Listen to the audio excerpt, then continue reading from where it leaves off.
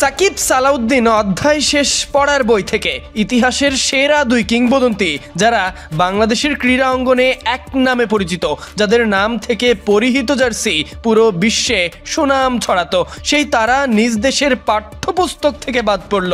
এমন জীবনী অনুকরণীয় নয় বলেই কি এমন ঘটল? বাংলাদেশের কিংবদন্তি ফুটবলার কাজী সালাউদ্দিন এবং ক্রিকেটার সাকিব আল হাসান সপ্তম শ্রেণীর ইংলিশ ফর টুডে পাঠ্যপুস্তক থেকে বাদ পড়েছে।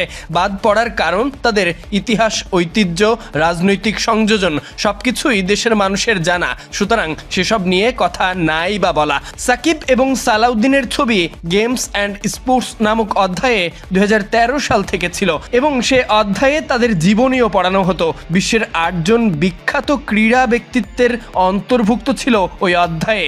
ভারতীয় কিংবদন্তি ক্রিকেটার শচীন টেন্ডুলকারের ছবিও বাদ পড়েছে এবারের অধ্যায়ে।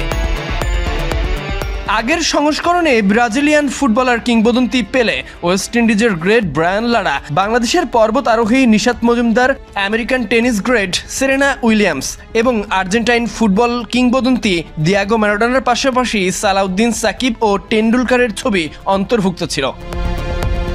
তবে নতুন সংস্করণে সালাউদ্দিন, সাকিব এবং টেন্ডুলকারের ছবির বদলে বাংলাদেশের বর্তমান ফুটবল দলের অধিনায়ক জামাল ভুঁইয়া, বাংলাদেশের নারী ক্রিকেট দলের অধিনায়ক নিগার সুলতানা জ্যোতি এবং কিংবদন্তি দাবাড়ু রানী হামিদের ছবি স্থাপন করা হয়েছে।